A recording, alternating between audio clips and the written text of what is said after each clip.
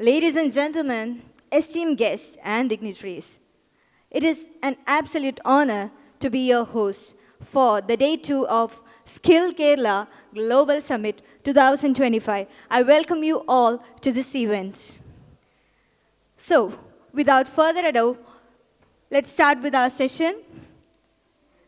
Our first session is the presentation of ideas by our young innovators. I welcome Dr. Manoj A.S., Head L&D, KDISC, to moderate this session. Good morning, friends.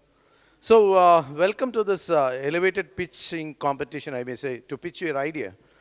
Maybe you're all state level winners, and based on your idea, you have come up with your prototypes or products, and you're trying to really make an elevated pitch to the August audience here.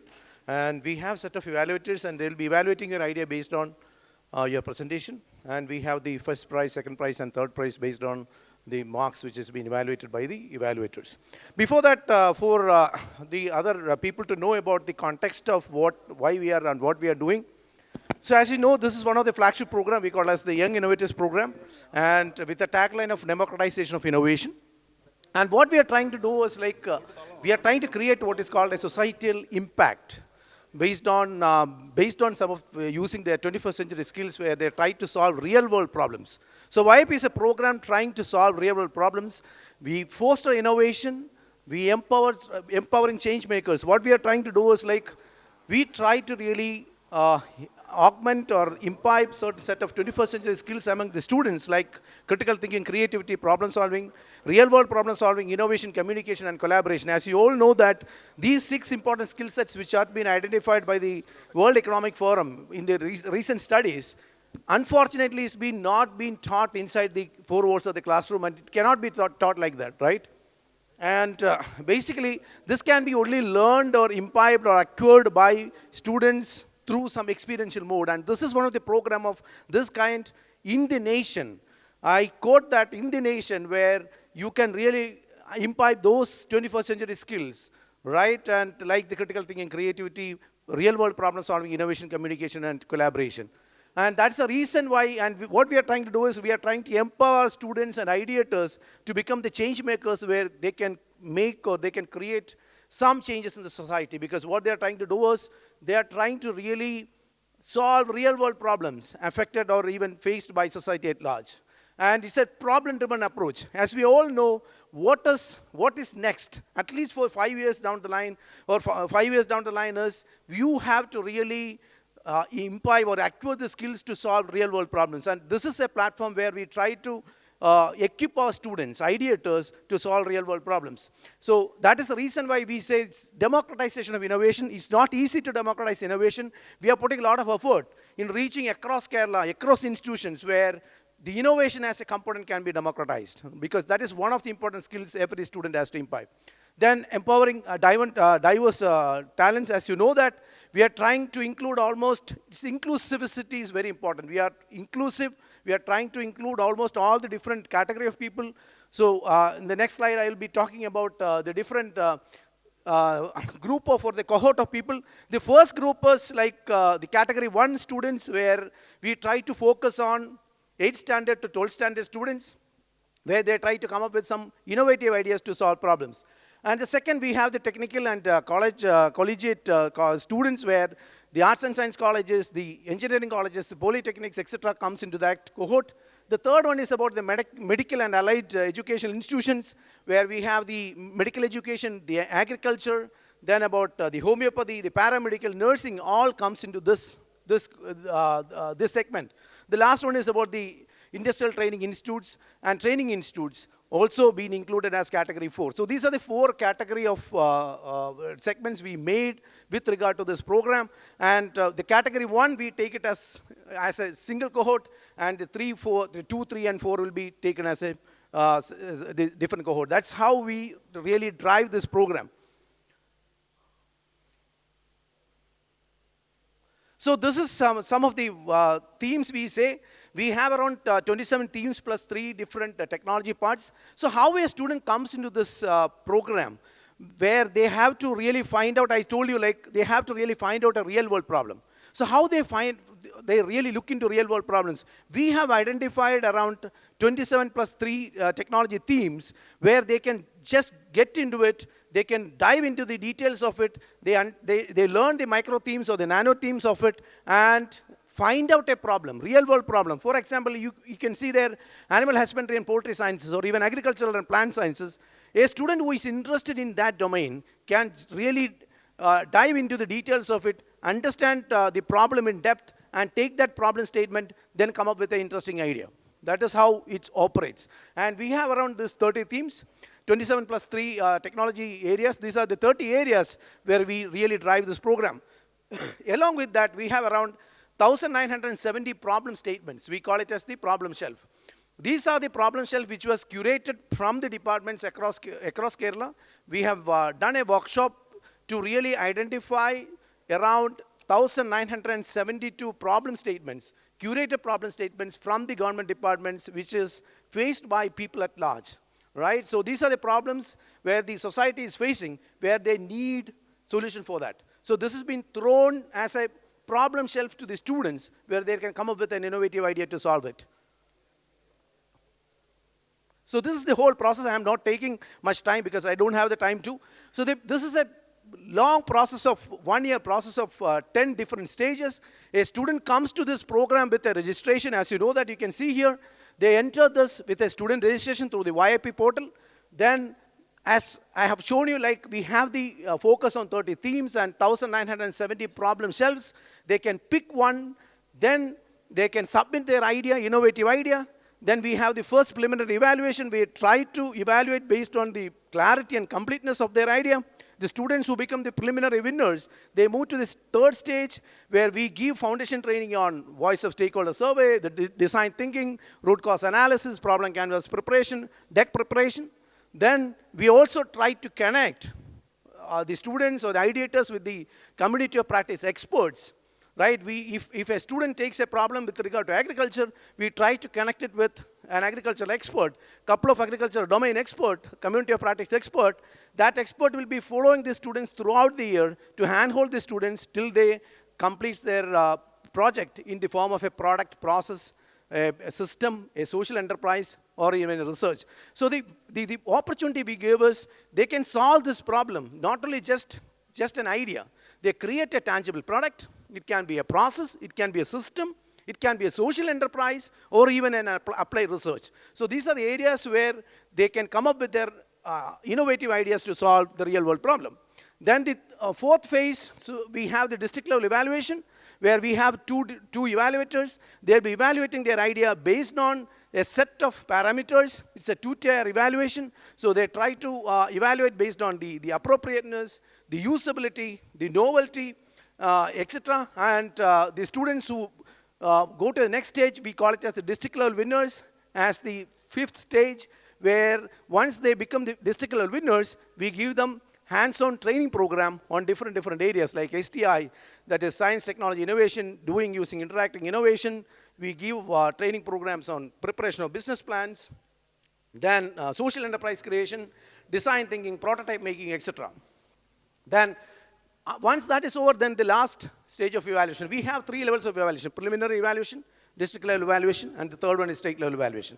State level evaluation will be a little more tough. We try to evaluate idea based on five important criteria, where we have the technology expert, where we tie up with the Kerala Startup Mission. There will be a Startup Mission expert and a domain expert sit together, listen to their ideas, and finally they give or they assign marks with regard to their idea and the final product they have come out of that, and based on that, they will be announced as the state level winner. So in the 7th stage, we will be announcing the state level winners. So from the district level winners to state level winners, students are given prize monies, right? So the district level evaluation or district level winners, we give 25K as the prize level, as the prize, and the last one, like the state level evaluation winners or those winners, we give around 50K as their prize money. So for the district level winners and the state level winners, we give prize monies to the respective teams, not for the individuals. And one more important thing is, like, this program is not a silos activity. For schools, it is a group of 2 to 3. In colleges, it is a group of 2 to 5. Because as you know, innovation is a group activity, it's not a silos activity. Then once they become the state level winner, we are not closing there. Then they will be given what is called another important program like the Maker Camp, where we try to connect with the Fab Labs in Kerala. They try to build their products. We really help them, handhold them, mentor them, how to really create prototypes, working prototypes, with regard to their project, which will really help them for the completion of their project. Then the third stage is, then once that eighth stage is over, then we have another very interesting stage. We call it as a protothon. So where it's a context, this is a event where we give or we handhold students for 2 to 3 weeks with the experts in creating prototypes in different stages, using Fab Lab experts, seeking the help of Fab Lab experts, domain experts. They learn how to really create prototypes using Fab Labs, right? At the end of the day, they will get a chance to, we call it as a demo day, where they can exhibit their projects in front of the elite crowd or elite people, where they can seek funding opportunities and other help or other support in taking their project forward. And then we have the smooth exit. So once that is over, the students will automatically exit out of the system, and they can go with their dreams with regard to the project they have completed. So this is the journey, the whole journey of YIP so far. So in 2018, we call it as cohort number 1.0, where we started with just 1,320 students. And we had around 204 ideas submitted. And we had, finally, we had only 22 state level winners. When we moved to the second cohort, second edition, we had around 3,950 students registered with 1,003 ideas and 102 state level evaluation, state level winners. In the third, you can see it's 13,002. So when we reached now up to 7.0, we have around 2,77,248 students registered. So that is the exponential growth you can see in terms of student registration. And from the ideas, from 204 to 26,320 ideas submitted, right? So why we didn't put the state level winners is, that is still the 7.0 is still going on, right? And 8.0, we have just started the 8.0 for schools. I'm talking about both schools and colleges. This time, the schools itself hits 2,88,690 registrations till now. We have time up to September 14, and we received around 7,883 ideas.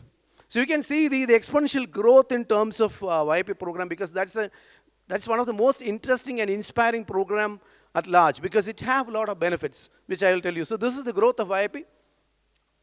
Then the impact and outcomes. So far, we have created 17 patents. Before YIP program, if you go to schools at least and ask about patents and IPRs, nobody were aware about it. So because of this program, we were able to create around 17 patents. One is filed and another 10 will be filed soon. So it's in the pipeline, right? 6 startups have already started. The program has fostered around 6 startups, and another 24 startups are in the incubation stage. We touched more than 7.7 lakh students so far, maybe up to 7.2, right? So it will move to 10 or 11 lakhs in this year. And you can see the exponential growth. And another very, very important thing is like 53.67% are female participants, right? And you can see why we say it's inclusive is we touch the marginalized community. So it started just only 1.73% when we started our first cohort. Now it reached 15.45% representation. Out of this, almost 12.47 were district level and state level winners. So that is how we have reached almost all the different types of people, right? And another interesting thing is like this gives additional benefit to students, like companies like HCL. They have given what is called a benefit, extra benefit to our YIP students, where they will conduct recruitment drives exclusively for YIP winners, right? And YIP registrants, which is also a added advantage for YIP students. For school students, they have a program called as TechB, where the students who have completed their 12th standard will be given an opportunity to work and continue their higher studies in Tier 1, Tier 2 institution across the world. So that's it about YIP. So I think we don't have the time to have interaction now. So in between, we'll have it. And so we have with us two important guys from Cochin Shipyard, Sambit sir and Sangeet sir, both are there. And they'll be evaluating your idea. And we have the state level winners here, and we have around 10 to 12 presentations, maximum 10 presentations. So stick on to your time. You have only 10 minutes, 5 minutes for your presentation. Maybe you can take one more minute, 6 minutes, then 4 minutes for question answering. So they'll be making and they'll be try to make your presentation in 4 slides. So we have, then after that we have some questions and Q&A session. Based on that, they'll be putting the marks. And I again reiterate, we have the first, second, and third prize for the winners too, right? And it's an opportunity for you to showcase your innovative idea, where you'll be the change makers of tomorrow. Thank you. Jessel is from school, right? He just completed his schooling. So he come up with a product called as JESQ, right? It's a rescuer oxygen detector. That is what he has created, and he will explain his idea, his problem, as well as his idea and his product. Thank you. Good morning. Myself, Jessel Ennas. Today I am here to സംസാരിക്കാൻ ഞാൻ നിങ്ങളോട് സംസാരിക്കാൻ വേണ്ടിയാണ് വന്നിട്ടുള്ളത്. Today I am here to talk to you. It's about something about my the work. Okay, my work is about some well cleaners problem. Normally, the well cleaners are using candles for detecting oxygen presence in the wells. When they insert the candle in the well, it goes out. But it is the old method. They did not use that, and did not give the exact value of oxygen. We can. Shall I speak in Malayalam? Okay. സാധാരണയായിട്ട് കിണർ വൃത്തിയാക്കുന്നവരെല്ലാവരും മെഴുകുതിരി ഉപയോഗിച്ചിട്ടാണ് ഓക്സിജൻ്റെ അളവ് കണ്ടുപിടിക്കാറുള്ളത്. അപ്പോൾ അവർക്ക് കൃത്യമായിട്ടുള്ള ഓക്സിജൻ്റെ അളവ് കണ്ടെത്താൻ വേണ്ടി അവർക്ക് കഴിയാത്തത് കൊണ്ട് അവർ ഉദാഹരണം നോക്കുന്നത് മെഴുകുതിരി ഇറക്കുമ്പോൾ മെഴുകുതിരി അണഞ്ഞു പോവുകയാണെന്നുണ്ടെങ്കിൽ ഓക്സിജൻ ഇല്ല എന്നാണ് അവർ മനസ്സിലാക്കി വെച്ചിരിക്കുന്നത്. പക്ഷേ അത് കൃത്യമായിട്ടുള്ള ഒരു തെളിവ് കിട്ടാത്തത് കൊണ്ട് തന്നെ അവർ അതിൻ്റെ ഒരു ഉദാഹരണത്തിൻ്റെ ബലത്തിൽ ഇറങ്ങുകയും ഒരു പ്രഡിക്ഷൻ്റെ ഭാഗത്ത് ഇറങ്ങുകയും അത് അവർക്ക് അവരുടെ ലൈഫിന് തന്നെ ഒരു ത്രെട്ടനാകുന്ന രീതിയിലുള്ള ഒരു സംഭവം തന്നെ ഉണ്ടാകുന്നുണ്ട്. അപ്പോൾ ഇതിനോടനുബന്ധിച്ച് ഞാൻ അന്വേഷിച്ചപ്പോൾ ഒരുപാട് കേസുകൾ ഇതിനോടനുബന്ധിച്ച് 2006 ഓക്സിജൻ ലെവൽ 3% ഒരുപാട് ഫാർമേഴ്സ് മരണപ്പെട്ടിട്ടായുള്ള ഇൻസിഡൻസ് ഒക്കെ നേരിട്ട് അറിയാൻ വേണ്ടി സാധിച്ചിട്ടുണ്ട് വാർത്തയിലൂടെയൊക്കെ. അപ്പോൾ ഇങ്ങനെ വന്നൊരു സാഹചര്യത്തിൽ എനിക്ക് വന്നൊരു ഐഡിയയാണ്, ഈ കിണർ വൃത്തിയാക്കുമ്പോൾ അവർ ഇറക്കുമ്പോൾ ഓക്സിജൻ്റെ ലെവൽ മാത്രം നോക്കിയിട്ടാണ് അവർ ഇറങ്ങുന്നത്. അപ്പോൾ അതിനകത്ത് കൂടുതലായിട്ട് ബാക്കിയുള്ള വാതകങ്ങൾ അറിയാൻ കഴിയുന്നില്ല, ഏതൊക്കെ വാതകങ്ങളാണ് ഉള്ളത് എന്നറിയാൻ കഴിയുന്നില്ല. അപ്പോൾ അവരുടെ ലൈഫിന് അതൊരു പ്രോബ്ലം ആകുന്നു. അപ്പോൾ അതുകൊണ്ട് തന്നെ എനിക്ക് വന്നൊരു ഐഡിയയാണ്, ഒരു മെഷീൻ നിർമ്മിക്കുകയും ആ മെഷീൻ കിണറ്റിനുള്ളിലേക്ക് ഇറക്കുമ്പോൾ ഓക്സിജൻ്റെ ലെവൽ അറിയാൻ കഴിയുകയും അത് ബാക്കി ഓക്സിജൻ മാത്രമല്ല ഏതൊക്കെ തരം ഗ്യാസുകളുണ്ടെന്ന് ഡിറ്റക്ട് ചെയ്യുകയും അത് ആ മെഷീൻ്റെ ഫ്രണ്ടിലത്തെ ഡിസ്പ്ലേയിൽ എഴുതി കാണിക്കുകയും ചെയ്തു കഴിഞ്ഞാൽ വർക്കേഴ്സിന് യൂസ്ഫുൾ ആവും. അവർക്ക് നോക്കുമ്പോൾ ഇന്ന ഗ്യാസ് ഉണ്ട് എന്നുള്ളത് അവർക്ക് ഈസിലി ആയിട്ട് മനസ്സിലാവും. മാത്രമല്ല അതിൻ്റെ അളവ് കൂടുതലാണെന്നുണ്ടെങ്കിൽ അലേർട്ട് അലാറവും വാർണിംഗ് ലൈറ്റൊക്കെ കൊടുത്ത് ഈ വർക്കേഴ്സിന് പ്രിവെൻഷൻ നൽകി കഴിഞ്ഞ് കഴിഞ്ഞാൽ അവർക്ക് അല്പം കൂടി ഹെൽപ്ഫുള്ളാകും. അപ്പോൾ എനിക്ക് ഇങ്ങനെ ഒരു ഐഡിയ വരികയും അപ്പോൾ ഞാൻ വിചാരിച്ചു ശരി അങ്ങനെ ചെയ്യുകയാണെന്നുണ്ടെങ്കിൽ അല്പം കൂടി യൂസ്ഫുള്ളാകും. അപ്പോൾ ഞാൻ കരുതി ശരി അങ്ങനെയാണെന്നുണ്ടെങ്കിൽ ഇതിനൊരു റീചാർജബിൾ ബാറ്ററിയും കൂടി ആഡ് ചെയ്ത് കഴിഞ്ഞാൽ അവർക്ക് കണ്ടിന്യൂസ്ലി അവർക്ക് ഇങ്ങനെ ഓരോ പ്രാവശ്യം ജോലി കഴിഞ്ഞിട്ട് റീചാർജ് ചെയ്ത് യൂസ് ചെയ്യാം എന്നുള്ളൊരു ഐഡിയയിലേക്ക് വരുന്നു. അപ്പോൾ ഇതിൻ്റെ ഈ ഒരു ബേസിക് ഐഡിയ ആയിട്ട് ബന്ധപ്പെട്ട് ഞാനൊരു ഡിവൈസ് ഞാൻ സ്വന്തമായിട്ട് നിർമ്മിച്ചിട്ടുണ്ട്.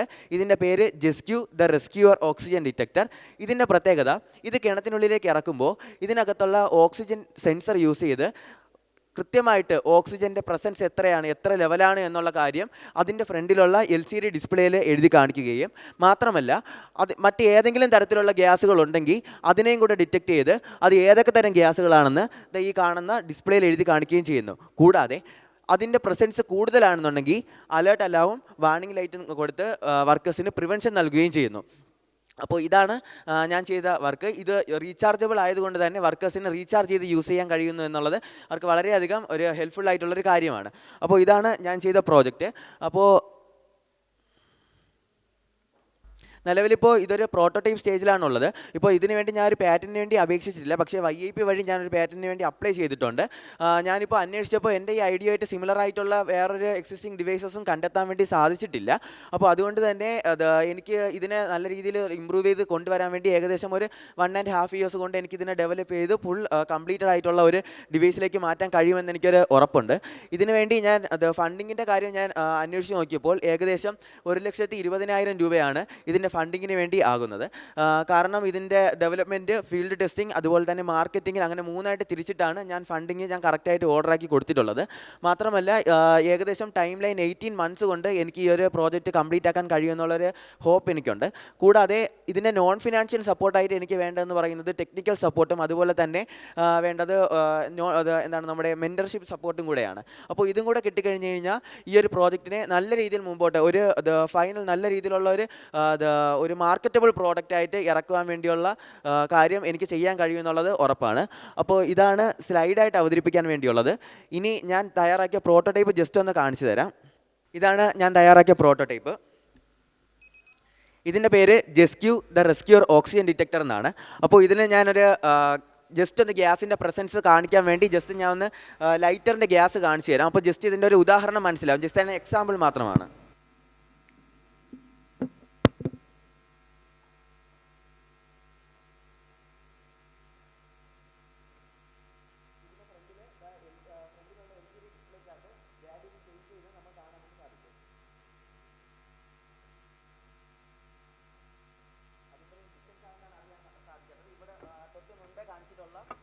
ഫോട്ടോയിൽ ഞാനത് ക്ലിയർ ആയിട്ട് തന്നെ കൊടുത്തിട്ടുണ്ട്. അപ്പോൾ അതിൽ നിന്ന് തന്നെ നമുക്കത് എളുപ്പത്തിൽ എങ്ങനെയാണ് ഇതിൻ്റെ വർക്കിംഗ് എന്നുള്ള കാര്യം നമുക്ക് ഈസി ആയിട്ട് മനസ്സിലാക്കാൻ വേണ്ടി സാധിക്കും. അപ്പോൾ ഇതാണ് എൻ്റെ പ്രോട്ടോടൈപ്പ്. അപ്പോൾ ഇതുകൊണ്ട് ഒരുപാട് വർക്കേഴ്സിന് ലൈഫ് സേവ് ചെയ്യാൻ വേണ്ടി കഴിയുമെന്ന് ഒരു ഉറപ്പ് എനിക്കുണ്ട്.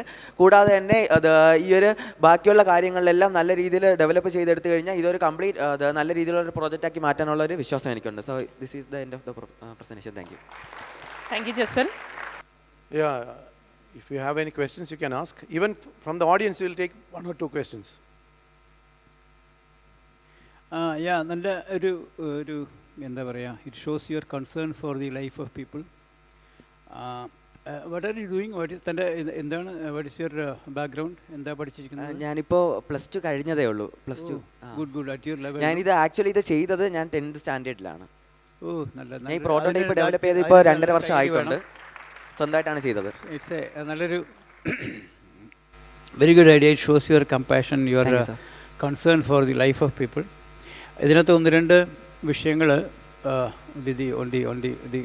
ദി അതർ സൈഡ് എന്താണെന്ന് വെച്ചാൽ, കിണർ എന്നാണ് പറഞ്ഞത്. There could be other applications also. അതിനെപ്പറ്റി ആലോചിച്ചിട്ടുണ്ടോ? എന്താണ് ലൈക്ക് മറ്റ് ഭാഗങ്ങളാണോ അത്? നമുക്ക് അല്ലല്ല, ഇതിന്റെ അപ്ലിക്കേഷൻസ്, ഇത് എവിടെയൊക്കെ ഉപയോഗിക്കാൻ പറ്റും ഈ ഡിവൈസ് എന്നുള്ളതിനെ പറ്റി അറിയാവോ? അത് അറിയാം സാർ. ഇതിപ്പോൾ ആക്ച്വലി ഞാൻ കിണറിന് വേണ്ടിയാണ് പ്രധാനമായിട്ട് തയ്യാറാക്കിയത്. അതിനുശേഷം അന്വേഷിച്ചപ്പോൾ കിണർ പോലെ തന്നെ ക്ലോസ്ഡ് ആയിട്ടുള്ള റീജിയൻസ് വരുന്നത് മൈൻസ്, അതുപോലെ തന്നെ സേഫ്റ്റി ഓർഗനൈസേഷൻസ് പോലുള്ള സ്ഥലങ്ങളിൽ അവർക്ക് യൂസ് ചെയ്യാൻ വേണ്ടി സാധിച്ചു കഴിഞ്ഞാൽ അല്പം കൂടി ഹെൽപ്ഫുൾ ആകും എന്നുള്ള ഒരു ഇൻഫർമേഷൻ എനിക്ക് അത് കിട്ടി. മനസ്സിലായി. അത് തന്നെയാണ് എൻ്റെ പോയിന്റ്. അപ്പം അതിന് കുറച്ചുകൂടി കൂടുതൽ ആപ്ലിക്കേഷൻ ഉണ്ടെങ്കിൽ ഇത് ultimately it has to be tested in the market. ഇത് ആരെങ്കിലുമൊക്കെ വാങ്ങണമല്ലോ ഈ product. Okay, that is one side. പിന്നെയുള്ളത് അതൊന്ന് നോക്കണം. പിന്നെയുള്ളത് പ്രോട്ടോടൈപ്പ് ഈസ് റെഡി, ഇതാര് വാങ്ങും എന്നുള്ളൊരു വിഷയമുണ്ട്. How is the where is the market for this എന്നുള്ളതും ഒന്ന് നോക്കാനുണ്ട്. ബട്ട് യു ആർ ആ ലെവലിൽ എത്തിയിട്ടില്ല നമ്മൾ. So as of now I think it's a good എന്താ പറയുക പ്രോഡക്റ്റ്. അതിന് ആപ്ലിക്കേഷൻസ് ഉണ്ടാവും. But I am not sure whether you have checked the existing technology available in the mining sector, particularly coal mine സെക്ടറിലൊക്കെ അങ്ങനെ എന്തെങ്കിലുമൊക്കെ കാണുമായിരിക്കും. If you have to cross check with them before investing too much of your energy on this. Okay, thank you. Just ഒരു ഡൗട്ടുള്ളത്, ഇപ്പോൾ display എന്ന് പറയുന്ന ഡിവൈസിൻ്റെ ഒപ്പം വെച്ചു എന്നാണ് പറയുന്നത് അല്ലേ? അപ്പോൾ കിണറിൽ ഇത് ഇറക്കല്ലേ ചെയ്യുന്നത്? സോ ആരെങ്കിലും ആ സ്ഥലത്ത് പോയി നോക്കാതെ ഇത് കാണില്ലല്ലോ. അത് അപ്പോൾ ആകുമ്പോൾ ഒരു റിമോട്ട്ലി അവിടുത്തെ എന്താണ് ഓക്സിജൻ കണ്ടന്റ് ലെവൽ എന്നുള്ളത് റിമോട്ട്ലി മുകളിൽ ഇരിക്കുന്ന ഒരാൾക്ക് കാണുന്ന രീതിയിൽ ഡെവലപ്പ് ചെയ്താണെങ്കിൽ ഇറ്റ് വിൽ ബി സാർ അത് ഇതിനകത്ത് സ്റ്റോർ ചെയ്യുന്ന രീതിയിൽ നമുക്ക് ആഡ് ചെയ്യാൻ വേണ്ടി കഴിയും. ഇത്ര മീറ്റർ എത്തുമ്പോൾ ഇത്ര ഗ്യാസിൻ്റെ പ്രസൻസ് ഉണ്ടെന്നുള്ളത് സ്റ്റോർ ചെയ്യാൻ വേണ്ടിയുള്ള രീതി നമുക്ക് പ്രോഗ്രാമിൽ ആഡ് ചെയ്യാൻ വേണ്ടി സാധിക്കും. അല്ലാന്നുണ്ടെങ്കിൽ നമുക്ക് ഇവിടെ ഒരു ക്യാമറ ആഡ് ചെയ്ത് കഴിഞ്ഞാൽ നമുക്ക് അത് ഡിസ്പ്ലേയിലുള്ള കാര്യവും വാണിംഗ് ലൈറ്റിനുള്ള കാര്യവും മുകളിൽ ഇരുന്നുകൊണ്ട് നമുക്ക് അറിയാൻ വേണ്ടി, അല്ലെങ്കിൽ നമുക്കിത് മൊബൈൽ യൂസ് ചെയ്ത് ബ്ലൂടൂത്ത് വഴി ഇതിൻ്റെ സിഗ്നൽസ് അങ്ങോട്ട് ഇതിനകത്തുള്ളത് നമുക്ക് മുകളിലേക്ക് കിട്ടുന്ന രീതിയിൽ മോഡിഫിക്കേഷൻ ആയിട്ട് ചെയ്യാൻ വേണ്ടി സാധിക്കും. Okay, fair enough. Thank you. The next ideator, Abid Habib. So what is this product is a microcontroller based device that automates latex processing with solenoid valves and motors to produce high quality latex sheets, right? Good morning. My name is Abid. So my product is Lactis Pro. Like natural rubber is an international commodity. From automobile industries to medical gloves making, we need natural rubbers for everything.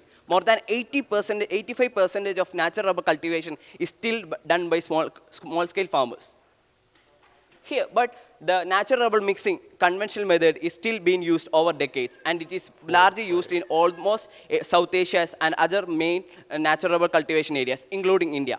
In this slide, you can see the problems of conventional natural rubber mixing. In conventional method, lactis is mixed in a tray or a container with a plate. In this mode, it is very difficult to obtain high-grade sheets. So, as a problem, it can occur health hazards, quality of sheets can be occurred, wastage can be occurred, and high physical effort and lack of enough labor force. So, if you're deep into true root cause analysis, we can see it can occur people's process, technology, and environment. Mainly depending on the manual skills and experience lead to inconsistency in dosing. The process of lateral making repetition can occur a repetitive error, and the absence of affordable automation tools for tailored small-scale farmers is also an issue, and the environment of plantation lacks of mechanization program is also an issue for this. So in the financial aspects also, the quality of loss can be occurred. Like 20 to 30% of sheet produced is manually downgraded, rejected to this problem. As you guys can know, in rubber cultivation, the sheets are differentiated by grades, like 1 to 4. 4 is the better quality. By using the manual process, we cannot always get the 4th grade sheet. So as the background of this process, in India, around 11 lakh 29 acres of natural rubber cultivation is occurred, but good quality of sheet production is very low. As a solution, we created Lactis Pro, a fully automated lactis mixer and high-grade sheet making devices make for sheet making process easier, safer, and efficient. The lactis is collected in a specially designed container, and the sensors automatically calculate the exact amount of lactis poured into it and automatically mix it. The whole process is controlled by a microcontroller. As a value proposition, it can reduce human effort, it have a better efficiency, it is fully automatic. We just have to switch on the device, that's all we have to do. It is easy to operate, no expertise needed, and it is a new experience with good quality at affordable price. This is a working method. We just have to pour the lactis into the lactis container. The controller automatically calculates the lactis poured into it, and the water and acid is poured into it, and we can mix the lactis to a stirrer, and we can get the automatic mixed lactis from the outlet. So this was a design of the idea. Actually, we had created the 2 prototypes for this device. One was testing. We created this prototype, and we get the test result of the DRC value. Currently, there is no device in the market for taking the DRC value. The DRC value is traditionally taken with a micro drying method. In Malayalam, we call it onakil. So we take with ultrasonic sensor, and we test it, and this was the result we got. After testing, we went for our near Rubber Boy Society and tested our devices, and we come across some drawbacks and also some improvements. One of them was container size, other one was manual tray process, and other was filtration process. So we changed the 50 liters to 13 liters, and we added caster wheels for movement, and water filtration was added. So this was the equipment that they use now for mixing lattice in small-scale rubber board societies and small-scale rubber growers. So we changed our design to this, and this is our second prototype. So we added frames and caster wheel for better movements, and the capacity is transferred to 50 liters to 30 liters. And this is our final prototype. So this is execution plan. Now we are at prototype 2, testing with the different VRC value and different stages. So next we are going to build another fully functional prototype to test in multiple towns. So final prototype will be tested in major cities. So this is our market strategy. So as we are talking about our market, we are mainly focusing on small scale rivers and plantations in domestic market and international market. We are planning on large scale plantations. The sales be mostly on B2C and direct sales at subsidy rate and replenishment policies. So marketing will be done through farmers, societies, agriculture magazines, and etc. So we are also planning to make a labor endorsed scheme for that also, like installment purchases and for rubber boy societies also. So this is a market opportunity for 30 So you liters. have We are one more going to- minute. For 30 liters of capacity, we are going to sell for 8,000 rupees, and this is the sale project for next 5 years. So our ask is 12 lakhs as an initial investment, and our timeline is 60 months, and 3.2 ROI projection will be in 36 months, and you guys can get break even in 18 to 20 months. So this is a conclusion from the traditional method and our machine. The labor force is reduced to 1%, and the high quality sheet will be, we can get the high quality sheet. The cost production also reduced to 1%, and the time is reduced. The physical work is simplified, and the health hazards have been eliminated. So as a conclusion, we get a superior quality compared to traditional method. It is both beneficial for employee and the employees, and it has a high increased production, and it is economically viable. So we are also done a review paper on this. And as a future of lactose, we are trying to customize lactose container for home users also. And our patent is published, and you can see the patent application number there. Our patent is published, and for farm machineries like Lactose Pro will be sold to agriculture startups. So this is our team, myself, Abid Habib, and we also have a company now who do product design. So I am 2024 pass out. I'm a mechanical engineer. My co-founder is Joel Sebastian. He's the chief operation officer of my company. And my vendor is Ebi Varghese, who is pursuing a PhD in NIT and have 3 patents, including a design patent and patent at Glattis Candy Snapnine. Also, one of our made product design is available at market. That is Arcanet Husking Tools. So thank you so much. This is about our project. And also, if you guys have fund 12 lakhs, this will be how we are going to spend it. Yeah, wonderful. Abid, Yes. so you need 12 lakhs. Yes. Okay. So wonderful. Actually, it is tested, improved, and a second prototype. Yeah, is actually, whatever when we joined YAP, we made the first prototype of testing and all. So after winning the district and state level, we got the cash prize, and we built the second prototype that we shown now. So we are improving that also now. Good. And you said it's B2C marketing. Yeah, And- like business to consumers. Like Yeah. And have you associated at any point with the rubber board or the institutions? Yeah, we are associated with the Rubber Board Society and small scale farmers around us, and we are also associated with Kerala Agriculture University. We are tested with the help of them. We were part of one of their programs, and we tested with the help of them. Kerala Agriculture University, Thrissur. Okay, and the present product that is of a 30-liter capacity, right? Yeah, 30 liters. Is that the ideal one that you think will sell? The ideal capacity, or you propose to have products of bigger size? Yeah, the mechanism will be same. For 30 liters, 300 liters, 3000 liters, mechanism will be same. Okay. Only the change will be about the motor and things. Because we do not need a high-speed motor or high-speed electronics. The circuit is very simple. We just have to have a microcontroller and 2 sensors. That's only change. Because we cannot mix it too fastly and all. Small RPM motor is enough. Because we cannot lactose mix so fastly. It can create froth. So it can be cause coagulation and all. Good. Thank you very much.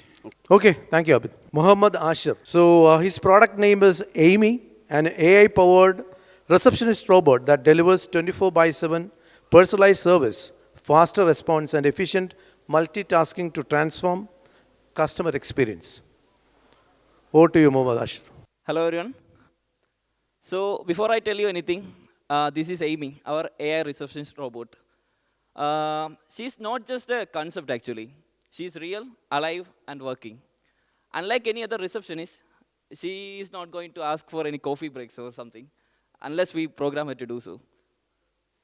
So further, let me tell you 2 quick stories about my 2 friends.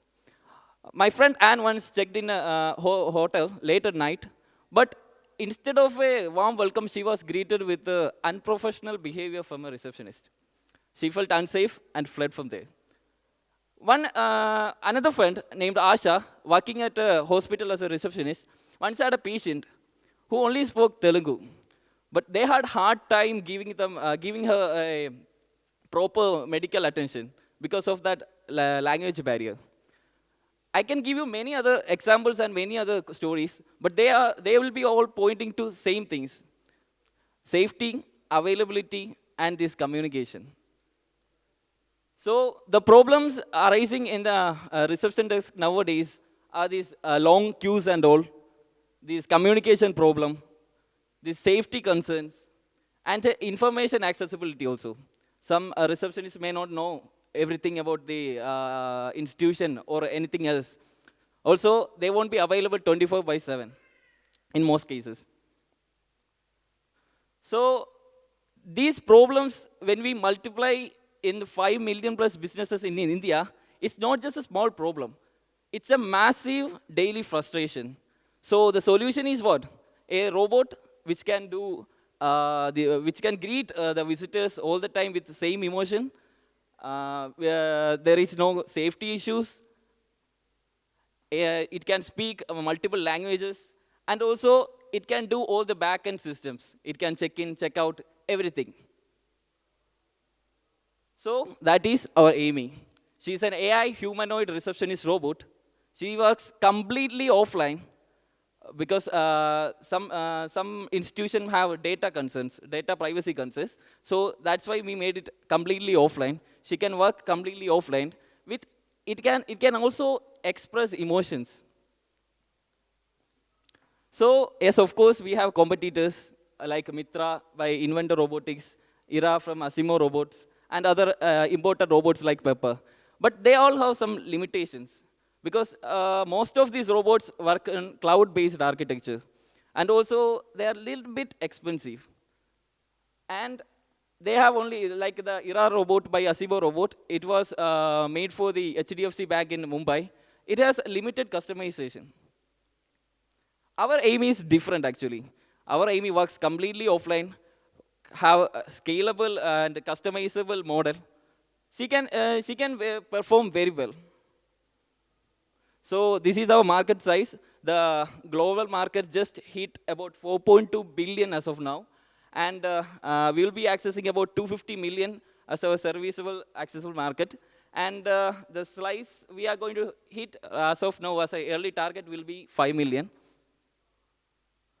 So we are having 3 revenue models. Our revenue will come from direct sales to businesses. We are planning to charge about around 5 lakhs as a unit price for the robot. And also we are planning to rent the robot to events like these and also expos and all. And we are planning about this advertisement revenue. That's after some deployment we can show some region-based advertisements in the idle screen when the robot is not doing anything. And to move from a prototype to a fully market-ready product, we need your support. So we are raising about 25 lakhs, and most of it goes to the product development and upgrade, and the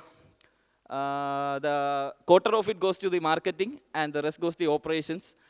Okay. So within 3 years, we'll be having about we will be going from 60 lakhs to 5.5 crores for the revenue, and the investors will be having about 3 to 4x returns within 3 years, and also the break even within 2 years. So thank you. And Amy is not just a robot; she is the future of reception management in India. Okay, thank you. Hello, yeah. I missed your name. What's your name? Muhammad Ashir. Muhammad. Good, good. At this rate, no, you can have a robot to review your proposal also. What? To review your proposal also, you can have a robot. Oh, so I Why don't you try one that? I was asking for 25 lakhs. Yeah. That's what the proposal. You can ask a robot, no? No, so actually. good Okay, job. Just thank you. it's a joke apart. Robot can greet the guests. I'm not very much sure about it. But anyway, so it's a wonderful idea. Thank you. Yeah, I am impressed partly, and I have Few concerns also. You have mentioned that it is like offline. Yeah. Like what is the why you have arrived at that conclusion that it Because should be offline? in the most cases, when the internet is down, the robots are down actually. Because those are running with this API or cloud-based architecture. The AI model will be running in the cloud and they will be accessing via internet. But our robot can work completely offline without any internet connection. And also, if it needs a internet connection, like to access what's the weather condition now, or access what's the news now, or access if someone asks about how to go from here to there, it can access through internet. It can be connected with internet, and if the internet is not there, it can also completely work offline. It can commute with the others. It can check in or book the visitors and all. Okay. Okay. Why I have asked this is because like see if somebody is coming to a new town, he might be having some programs. Like maybe tomorrow I need to attend some programs. That's why I have come to a hotel. So mostly I will be asking about how I can go there, like what is the rush like, is there any new event that happened recently so that I need to start early. So these things should be available Yeah. with the robot. That's actually a or good the question, person. actually. So if it is a human being, he will be aware. He must have read paper, must have read news. But yeah, if it is online or offline, like this difference will add up. Okay, we also thought about that. So for that occasions, we can feed in some information, like if an event is happening. So like I said, we are planning to do the rentals for the events, right? So on those cases, we will be feeding in some information about those events to the robot. We can do that. Yeah. Okay, so that then need to it be can remotely it will added. be able to answer the questions. Yeah, sure. Thank you. Thank you. The next ideator we have is Mohammed Nithal, and he comes up with a very interesting product. It's an automatic solar panel cleaning system. Hi, good morning everyone. Before starting, I want everyone to picture this. Imagine a family from Ernakulam installing a 10 kilowatt solar panel on top of the roof. They expect big returns for a long time. But within months, they realize that they are losing up to 20 to 30,000 rupees just because of dirt. That is ridiculous, right? Climbing up on top of the roof and cleaning the solar panel is an exhausting job.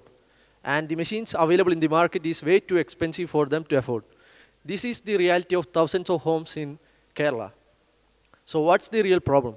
The real problem is that the solar panel loses up to 30 to 40% of its efficiency just because of dust, dirt, and bird droppings. And the cleaning methods available in the market is either manual cleaning, which is risky, time-consuming, and also water-intensive. And the other method is using costly machines, which is about 1 to 2 lakhs, which is focused only for large-scale solar panels. And this leaves small distributors, like small domestic users and small businesses with no affordable solution. Our core concept with Aspects is to create compact, affordable, and IoT-enabled device, which makes it easy for anyone to use it from anywhere in the world. As you know, India is the third largest country in generating solar energy, and Kerala alone have 170,000 rooftop users. And our target market is very clear that we are focusing on domestic to mid-scale users. That is from 5 kilowatts to more than 180 kilowatt panel systems. And what we are differ from the competitors is that the competitors' product is cost around 1 to 2 lakhs, which is way too expensive for normal people to afford. And it is only scaled very large and it is big in size. It is not easy to carry. And where our solution comes is that we create affordable solution which ensures safety and efficiency with all the facilities that is provided in 1 to 2 lakh product. Our solution is Aspects, automatic solar panel cleaning system, which is smart, intelligent, and it is easy to use. It has AI, IoT-enabled features. The image you see on the right side is the concept model. That tiny little boat is gonna save a lot of power loss from the solar energies. And this little boat is going to change the way of cleaning solars. Our key features are it is truly autonomous, and it has dual modes of cleaning, which is wet and dry for saving water. And we have AI features, including IoT also, which makes it easy to use from anywhere. And the main feature we consider is self-charging, self-sustainable charging mechanism, which makes people don't even want to climb on top of that. This makes the product just install it and forget it, like that. And the implementation challenges we faced was making it affordable for the people and addressing the misalignment panels and the weight and size of the machine, which we overcome by focusing on cost-optimized modular components. And we are at the alpha prototype stage. And this is the financial report. We require an initial investment of 1.58 CR for completing it come to market within 6-month timeline. And the ROI projection of us is 0.18 times within 60 months of entering the market. And the financial breakdown is shown on the left. And the non-financial support we seek is the strategical partnership with manufacturers, and also collaboration with research and development, research institution for R&D and validation. And the business models we are proposing here is B2C model and also an AMC model, which gives annual maintenance cleaning for normal people so that everyone can afford it. And this isn't about the money. This is about the impact. Actually, by 2026, Kerala alone will be having more than 3 lakh solar users, who will be requiring our solution, and we are ready to meet their needs. And our vision is very clear: value-driven solar care for small businesses and homes. And we are ready to join us and invest with us to scale sustainable energy. Thank you. What's your name? Nidal. Nidal. N-A-D-A-L. Nidhal. D-H-A-L. Nidhal. Nidhal is a good idea, because at the rate the solarization happening across India and particularly in Kerala and the rooftop, and you are focusing on the target group, yes, mostly household and the mid-scale users. Mid-scale. Okay. Now, 2-3 things. What is the unit cost that you are any arrived at anything of that kind? Product price? Yeah. Yeah, around beginning stage is 20,000 rupees. 20,000 rupees.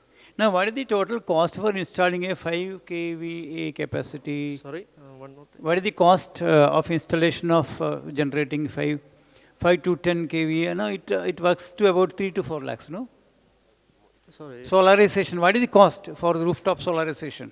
Yeah, because there isn't any solution currently. It's like only big scale users, like gigawatts or like that users. So we thought that there isn't any solution in the market, and we researched about that, and there isn't any solution for mid-scale users also. Recently, we visited one mid-scale users who has 80 kilowatt panel, which is around 160 panels. And they didn't have any solution. They are cleaning by manual. And manual cleaning, we saw that they are like cleaning regularly, but still they couldn't clean it properly, and it is becoming damaged. As of now, no, it is manual cleaning mostly. But I found this very interesting, very good pitching. Only thing is that the risk assessment, have you done? Risk of your product. Yeah, okay, yeah. Once you arrive at, and what is the risks that you are assessing? Because the pace at which this solarization and photovoltaic development development risk is huge. Okay, ഞങ്ങൾ അതിന്റെ study ചെയ്തിട്ടുണ്ടായിരുന്നു. അതായത് ഈ സോളാറിന്റെ മുകളിൽ വെക്കുമ്പോൾ അതിന്റെ pressure എത്ര ഇതുണ്ടാവും, അതാണ് ഞാൻ അതിൽ മെൻഷൻ ചെയ്തത്. Weight and size. weight and size. No. I am talking about your commercial angle. The competition. Okay, good. Overall good. Okay. I just wanted to just understand how you are keeping it on the solar panel. How the cleaning will take place. Just that. Yeah, it will be. We can have a charging dock. Like it will be implemented just before, like പുറത്തായിരിക്കും അത്. സോളാറിൽ നിന്നും കുറച്ച് തള്ളി നിന്നിട്ടായിരിക്കും. അപ്പോൾ നമ്മൾക്ക് phone use ചെയ്ത് application വഴി നമുക്ക് just on ചെയ്ത് അല്ലെങ്കിൽ ഷെഡ്യൂൾ ചെയ്ത് വെച്ച് കഴിഞ്ഞാൽ അത് ക്ലീൻ ചെയ്ത് ലൈക്ക് നമ്മളിപ്പോൾ MI ബോട്ട് അങ്ങനെയൊക്കെ പറയില്ലേ, അതുപോലെ Roomba for solar panels. It will clean it automatically, detects every edges, misaligned panels, it will clean all and it will return back. അപ്പോൾ നമുക്ക് റിസ്ക് ഇല്ല, ലൈക്ക് ഫോർ ക്ലീനിങ് എഡ്ജ് കൂടുതലുള്ള സ്ഥലത്തൊന്നും cleaning നടക്കില്ല. അപ്പോൾ ആ സ്ഥലങ്ങളിലൊക്കെ ഇത് പ്രോപ്പറായിട്ട് ക്ലീൻ ചെയ്ത് നമുക്കിത് തിരിച്ച് ആ ചാർജിങ് ഡോക്കിൽ വന്നിട്ട് നിൽക്കും. അപ്പോൾ we don't need to go and check on that. And it will clean all the microfiber if you are cleaning it, then the എന്താ പറയുക പൊടിയൊക്കെ അതിൽ പറ്റി പിടിച്ചിരിക്കുന്നത്. അതായത് bird droppings we will use a nylon brush that is very soft, like soft bristle, and we will use a little, like where it is there with the AI feature, we will detect the bird droppings and we will use only water there, and there is a microfiber which will dry the water as soon as it is wet, so it will not get further dirty. Okay. Thank you. Thank you. Next ideator on stage, Sabin Saji. And product is an automated honey extraction machine with smart sensors and software that ensures high quality honey, reduces waste, and saves beekeepers' time. So, very good morning all. Myself, Denit, representing Team Hivix. And Sabin is my teammate. He's here. So, before moving in detail, what actually is Hivix? So, Hivix is nothing but a fully automated honey extractor which can dethrone the issues that are faced by the conventional extractors that are present in the market. So, before moving in detail, let's have a check over what are the issues that are faced by the conventional mechanism that is available in the market. Here in the figure, you can see how the conventional mechanism look like. This is how it is in the structure. It is made up of aluminum and having a manual rotating mechanism. So the first disadvantage that is faced in the system is the lack of quality. As we all know, honey is a floral product, and as a result of this, a huge amount of atmospheric and environmental waste will be present over here. So in the conventional mechanism, the top is open and gradually the waste will be more. And second one is wastage. The conventional method is a 3-container process. The first container is this. The farmer will be placing the honeycomb over the structure. He will be rotating it clockwise for 1.5 minutes and anti-clockwise for another 1.5 minutes, and the honey will be poured out. After finishing the process in the first container, he have to filter it through 2 other containers, the filters of varying sizes. So what actually happens here is, we know the surface of aluminum is a bit harder. So honey is more viscous and it will be stuck over the structure, and almost 20 to 30% of the honey will be lost there itself. So that's also an issue. And third one is the bee settlements are lost. The conventional method is open at the top, and the bees will be tending to come back to settlement. They will try to come to the honeybee settlement, and as a result of this, they will be crushed, and that also decrement the quality. And the last one is the quality and the time requirement. So in the conventional method, if the farmer has to take 1 to 2 liters of honey, that's a task of an entire day. Because the conventional way of heating honey, we have to heat the honey. Honey will be having water content, but the water content will be should be less than 22 to 22.8%. That's a market requirement. So if the water content is above that, the honey quality will be reduced. So in order to sort out this, a farmer what is using is that he will be tending to put the honey in the sunlight. The honey will be poured over a rectangular structure over the sunlight, and he will be seeking help from the sunlight to filter, take out the water. So that's all about the basic idea. So about the target audience, we are having a fixed 252 customers in the market. While we proposed the project, we were having conversation with the Inform Society in Kanjirapalli, and as a result of this, there is itself 2,000 plus honeybee farmers in Kanjirapalli alone, and we are having an assured amount of 252 customers who are willing to buy our product. And speaking about our idea, the target audience will be small-scale farmers and the people who are new into the apiculture, and also along with the agriculture societies like the Inform, Khadi Board and Horticorp, etc. And about the idea, the patent is already been published and the patent number is presented over here. And speaking detail about the idea, the entire mechanism is divided into 3 layers or the 3 stages. And the farmer can detach each of the layers and use accordingly. And the first one is the control unit, and the control unit will be equipped with a ESP32 microcontroller, which will be performing the controlling operations. And what we are actually doing is, the honeycomb will be of varying sizes. It can range from 500 grams to up to 1 kilogram. So what we are actually doing here is, we are presenting a load gauge sensor. So this is how the load gauge looks like. Here is where the honeycombs are placed. These are structures, and the combs will be placed over the structure. And below that, we will be keeping a load gauge sensor. While we place the honeycomb over the structure, the load gauge will be sensing what is the weight, what is the total weight of honeycomb that is placed over the structure.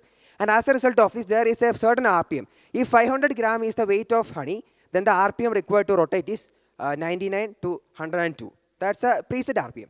So we are training our model with that RPM, and as a result of this, the model will be based on the total weight. The model will be deciding what should be the speed to rotate. And the rotation is also in a periodic manner, 1.5 minutes clockwise and another 1.5 minutes anti-clockwise. So that's all about the honey gauge. And the second one is the honeycomb carrier. Okay. About the control unit, we are also providing another machinery called the air pressure sensor. So in the bottommost region, you can see the honey collector. So what actually doing there is, after the extraction, like the rotation, the honey will be pouring through the structure to the collection container. And the collection container, we are providing an air pressure sensor, so that the only task the farmer has to do is to keep the outlet container in the below the system. Like he doesn't have to check whether the container is filled or not. At the time when the bottom container is filled, it will be cut off. The flow will be automatically cut off. And what is the novelty of the idea? There is a semi-automatic machinery that is available in the market, and its price is 12,500 to 15,000. Machinery is available in the market. So what we are doing extra? So the extra works is, the first one is the two-layer filtration. So here you can see there are two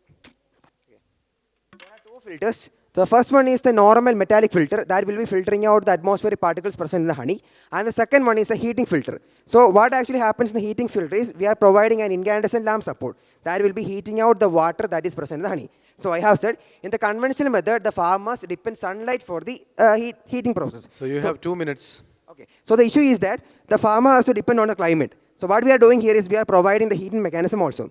And what actually makes the idea more novel is, we can provide the entire mechanism at a price of 31,000. I said the semi-automatic machine is available at a price of 17,500, like, from 12,000 onwards. But we are providing the fully automatic machine with two-layer of filtration, collection unit, all with a cost of 31,000 rupees. And about the business plan and cost requirement, I have said, we are having a conversation with the Infam Society in Kanjarapalli, and we came to know that almost 250 customers are interested in buying our product for like establishing their agricultural activities. And this is about the target scale. We are planning to gain a sale of 75 lakhs in a year with an expected profit of 10 to 18%.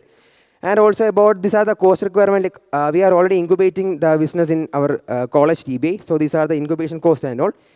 And that's all about the product. Thank you. So many things, so many ideas that we are impressed,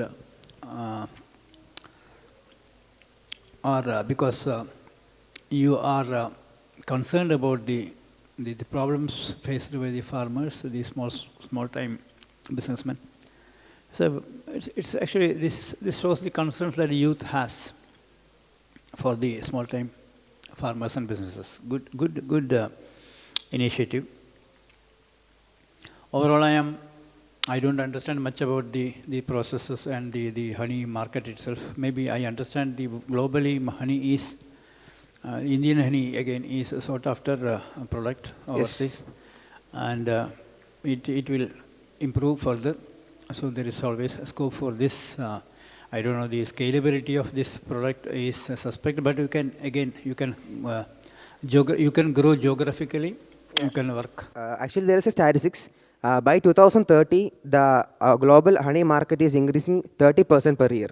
So the people are mostly focusing on fitness and healthy lifestyle. So the honey is having a global market also. Good. So you have mentioned that because of the filtration that you are adding to that device, you don't have to keep it open in the sunlight. What is the impact that a farmer will be having? If he does not want to show it in the sunlight, keep it for 1 day or 2 days, whether any impact will be there for his business? Yes, obviously. For example, I will talk about the Malanad Society. We may be familiar about that. So Malanad Society, my teammate Sebin, he is an apiculturist. So in the Malanad Society, we will only accept the honey that is having a water content between the range 22% to 22.8. If the water content is less or more, the honey will not be taken. So the farmer will be facing a huge economic crisis there itself. So that's the issue with the water. And about the filtration, that's naturally we know the honey that's having huge amount of a micro range of particles present inside it will not be accepted. So more than the filtration, the major concern is the water. If water is present, the honey quality is totally lost. It cannot be sold. Let's just pour out on the land. That's it. Next, we have Dr. Shivadath, and he is coming up with a product called as Ecomorph. Say coconut plus soya bean oil resin for photopolymer 3D printing. Good morning, judges and dear friends. I'm Dr. Shivdat and I'm a dentist and the co-founder of Celestial Innovations Private Limited. And I'm here to talk about Ecomorph, which is a coconut and soya bean oil based bioresin for photopolymerization 3D printing. So in dentistry and medicine, we leverage the use of photopolymerization 3D printing, which is a precise mode of 3D printing. And the current bioresins, the resins that we use currently are either genotoxic and cytotoxic due to the presence of volatile organic compounds like BPA. BPA, as we know, is a non-carcinogen too. So there are existing solutions, but they are really expensive and it limits its adoption. So we have a great opportunity right here because the global 3D printing in dentistry market is expected to jump from 3.1 billion in 2023 to 15 billion by 2030, coming to India. So we make use of this particular resin printing technology in clear aligners, making clear aligners. So when we look at the market of clear aligners, so in India itself, the market size is about is jumping from 168 million to 1.05 billion by 2030. And when we talk about the market in Kerala and Tamil Nadu, we have a population of 120 million, and the addressable aligner patients are in the range of 5 to 7 lakhs. So we have a critical gap wherein we can supply bioresins at a much lower rates. So our product is Ecomorph, which is a bioresin, which is a dual oil-based bioresin based on coconut oil and soybean oil.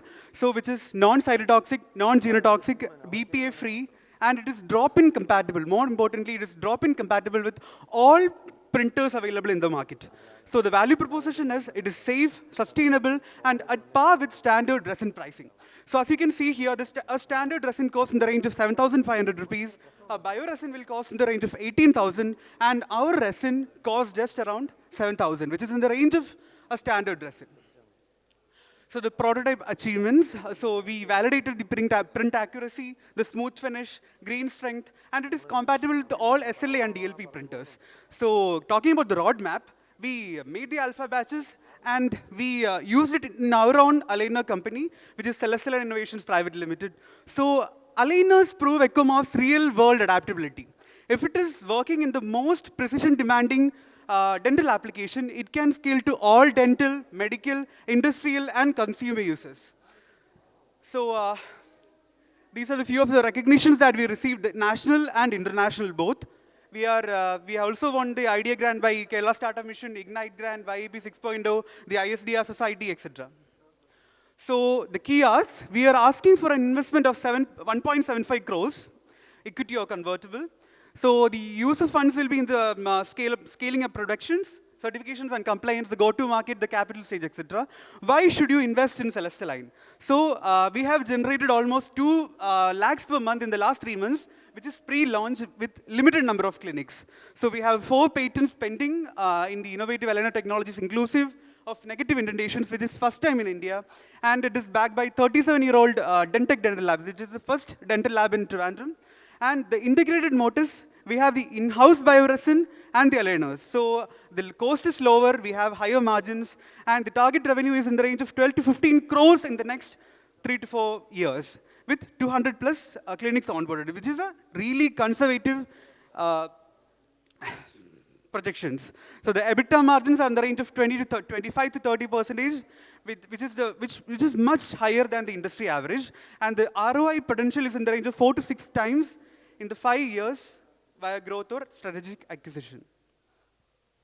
So this is our team, including of myself, Dr. Shivdat, Dr. Adish, who is an oral maxillofacial surgeon and implantologist, and my brother, Devadat, who is an MBA student. So we are into research. It is the first research-backed aligner company in India. Thank you. Yeah, good presentation, Doctor. Thank you. Thank you, sir. I have used aligners earlier in my life, but I did not know so much of technology behind it. It used to be plastic those days. Those days, no? That's okay, what your friend, your brother told me. Very good, interesting business proposition. Hope I am sure India becoming the dental tourism center. No, nowadays people come here to Yes, sir. to do the procedures here in India. It is cheaper. That's what I understand. Many Indians, many Indians living in the US, they come back and get their procedures done in India. So there is a huge Thank you, sir. market potential. Best of luck.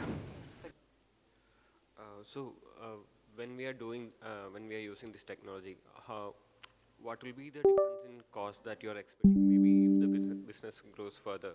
Okay, sir. So the thing is, bioresins are available in the market, and it is costing in the range of 18,000 rupees. And the standard resins, those are genotoxic and cytotoxic. Those technicians who work with these resins, they have the risk of getting contact dermatitis and such other cytotoxic risks too. So the clinics or laboratories won't implement such resins because of the high cost. It will be in the range of 18,000 and upwards.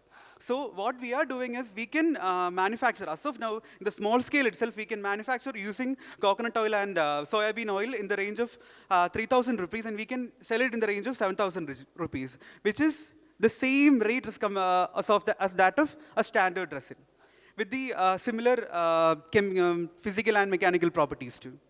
So we can give a bioresin at the rate of a standard resin, which is, but ours is sustainable, non-toxic, non-cytotoxic, etc. Sir, it is also biodegradable too. It too, in humus-rich soil, it will undergo 75% weight reduction in 2 years. So that is also there. Okay, thank you. Thank you, sir. Next is from an Ayurveda theme. We have Dr. Arun, who will be presenting a product called Dhumayandra. Dr. Arun on stage. Good morning, everyone. My project is Dhumayandra. It's an Ayurvedic terminology. Dhuma means smoke and Yandra means an equipment. Here the problem we are seeing Ayurveda, there are traditional methods we are following nowadays. Because of so many challenges are there for lack of standardizing instruments, incomplete combustion of that. We are using the charcoal heated and medicated drugs, using it generating medicated smoke. So many conditions like otitis, inflammatory conditions, we are using in Ayurveda. We are using medicated smoke. Of course, here main challenges is lack of standardization of instruments. So we have decided to standardize an equipment with a correct temperature with a pilot study. So then we made a product.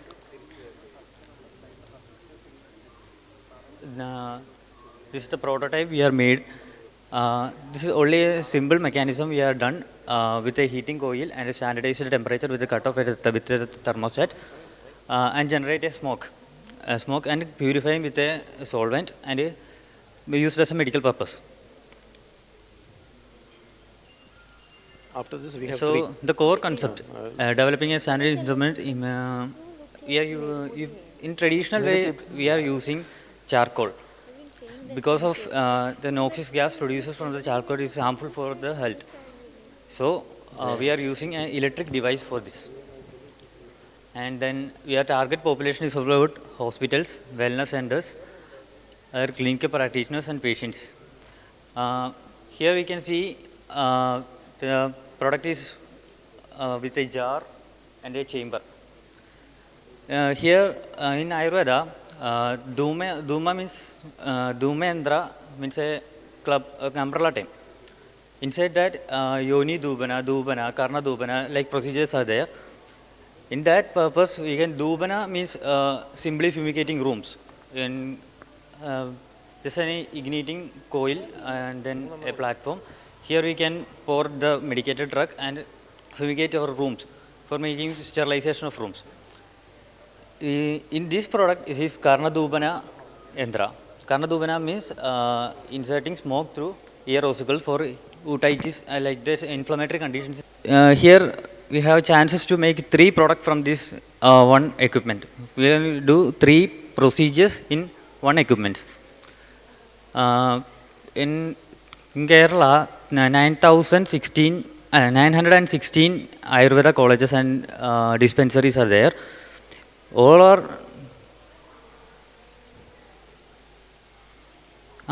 Here always making traditional method. So by chance we are introducing this to all these dispensaries. We can make it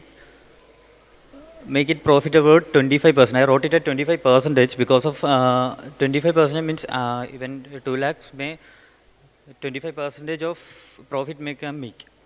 Also the product will launch within 6 months because it is simple mechanism, and the, here we are using simply available things, but it will be upgraded to steel and glass for sterilization, easy sterilization.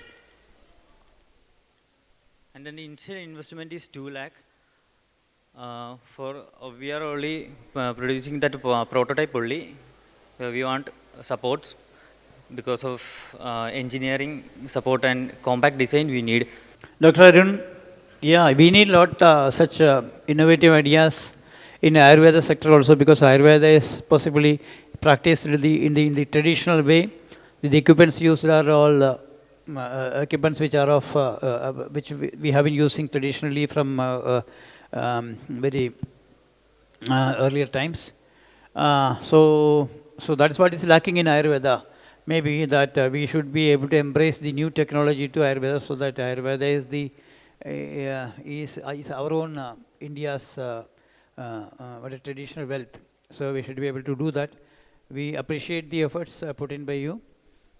We expect more such ideas. I am not very much sure whether this Karna Dhupana Yantra will be of great success financially. Viability part is a little bit suspect according to my assessment, preliminary assessment. Still, no, I want to discourage you. You should keep on innovating on various. There are plenty of opportunities, plenty of issues faced by the Ayurveda sector. So we need to improve that, technologically improve that. So best of luck. Please keep innovating. Please keep thinking of new ideas. Thank you. So next, the ideator on stage, John Lucas. So the product, a swarm of AI-powered robots that collaborate in real time to detect and locate victims during disasters, accelerating rescue operations and saving life. Very, very relevant and important innovation. Over to you, John. Good morning to one and all present here. My name is John Lucas, and my teammates Adarsh and Abel are present here with me. First of all, I would like to thank KDISC and my AP for this beautiful opportunity to present our idea. So, moving on to the first slide of our presentation. What is our idea, or what is the solution? And what is this a solution to? Search and rescue operations. It's a race against time. As we all know, search and rescue currently involves human teams and human teams for covering large areas and disaster hit areas. It requires slow coverage. Large scale disasters will overwhelm the teams, and it's a lot of pressure on the organizations that handle this situation. The present reality is this manual teams. They might also include rescue dog teams. Maybe drones are also used, but these are not such good ideas because drones have short runtime. Dogs also are limited in their capabilities. Humans, it will be more exposure to the disaster hit areas. So just imagine this in recent, if I quote an example, the Wayanad landslides, I think almost over 300 crores of loss has been estimated. And on top of that, we are going to add more cost just to recover that by adding more exposure of human teams, etc. So that's where communication breakdowns and etc. Next slide. Scavenger. So this is our solution. Swarm rescue robots. We plan to implement a swarm of low-cost hybrid mobile robots that will be communicating along with each other and to a base station which will be nearby to the disaster hit area. What we do is the robot will be deployed in the disaster hit area to detect humans using thermal imaging and AI algorithms to detect humans, and it will send that information back to the base station. That's the basic working of our solution. Who is our audience? That is our buyers. Primary audience will definitely be the National Disaster Response Force or the State Disaster Response Force organizations who will handle these kind of disasters. Also, we might also approach private organizations or other people who are interested in similar products. Value proposition, what our product proposes to the value, what it adds to the value is faster coverage of large complex areas. As I told, we are using swarm technology and we can deploy this in multiple units across a large area to communicate and send the data back to the station. Reliable detection and communication modules. We will be also we can scalable and cost effective compared to the current alternatives. So if I am to explain in detail, it's a network independent communication. As we all know, like it can also in the disaster hit area, the cellular technology or others may fail. So we have also accounted for that using private communication using a Wi-Fi mesh technology. That is the robots. If the nearest robot to the base station will act as a link to the robots farther away from the base station. So that's like a mesh network. That's for the communication. And next is real-time monitoring and victim detection, as I told. We are using thermal camera detection for the humans. As vision might not always be good in disaster-hit areas, it might also for humans, it might be difficult to see if it's a human or not. The scene is completely different. It's not like a normal vision. So we need to use thermal imaging. This is a great thing regarding technology-wise. And it's low cost and scalable. We can deploy multiple units as the area gets larger. So the components of the product of a single unit, a 3D depth camera, that's for the thermal, that's for the normal vision for the base station. And below that we have a thermal camera that will be doing the human detection of the humans, and geared BLDC, brushless DC motors with the geared for good torque and good efficiency. Then we have gate control motors. If the robot is to get stuck, we will be actuating the legs of the robot to give a climbing ability. It's 360-degree rotatable capability. That's what we are planning. Then communication and modules and processor inside it. How it works, base station, as I told, it will be talking with the mesh You network. have 1 minute remaining. Yeah. Mesh network robots, the unknown environment, and it will be detecting victim and sending the data to the base station. That's the simple workflow. So this is a short video. This is a short video of our previous project. It's a similar type of project. So 6-wheel rover uses a similar kind of what do you call it? Handles rough terrain easily. So we are the current product is a smaller scale of this. It was our final year project in our college. So it's a smaller scale down version, but we will be bettering the communication. This is a thermal imaging prototype that we had implemented already. We successfully detected humans using the thermal camera, MLX 90640 camera. Moving on to the last slide and the most important one, the fuel the change.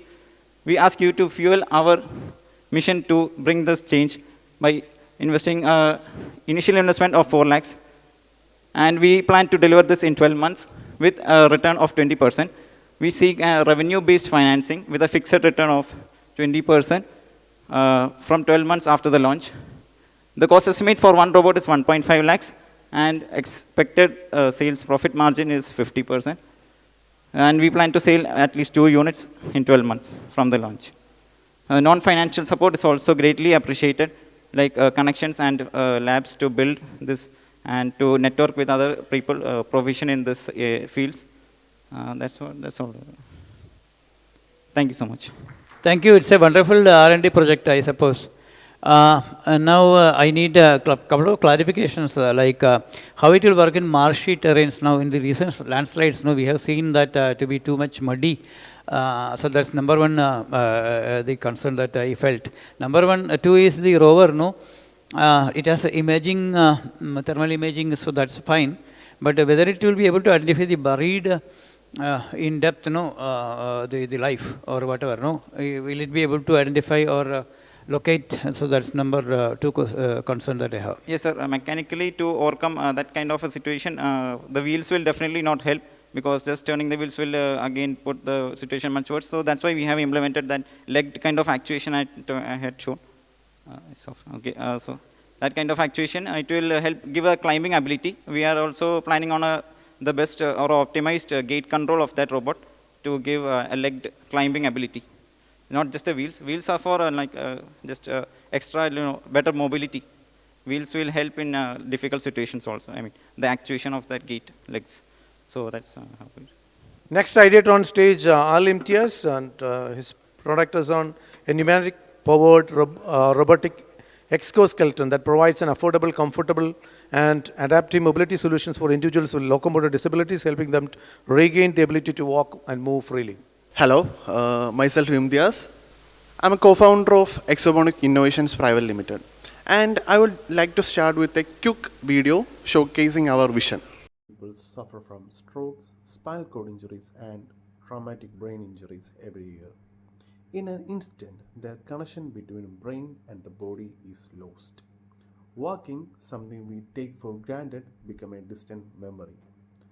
The rehabilitation is slow, recovery is frustrating, but what if a thought could move a leg? Recent neuroscience reveals that each intentional step sends a cascade of electric signals that want to rebuild the broken neural pathway.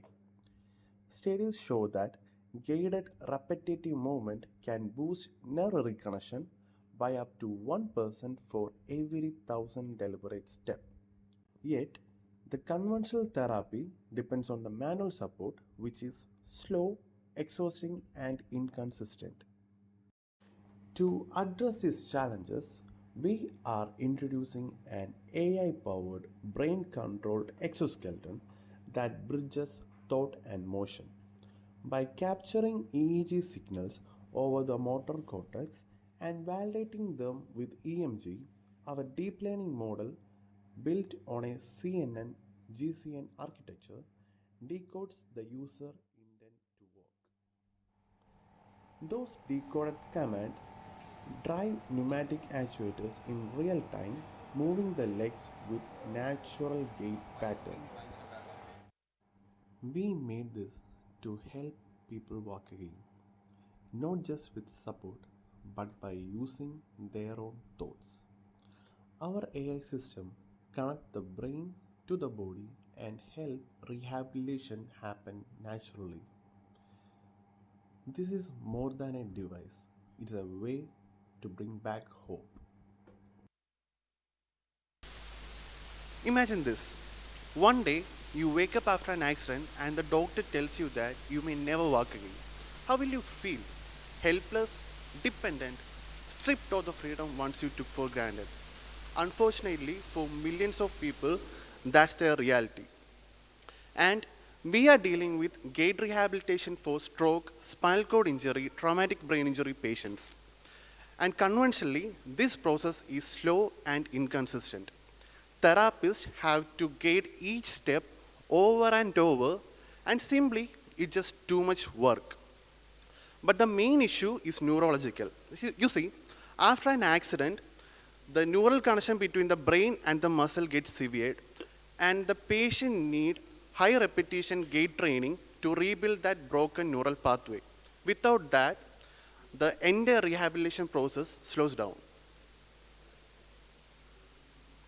To address these challenges, we developed a pneumatic-powered robotic exoskeleton, which adapts to each person's rehabilitation patterns with our customizable gait pattern and reduce the workload of therapist.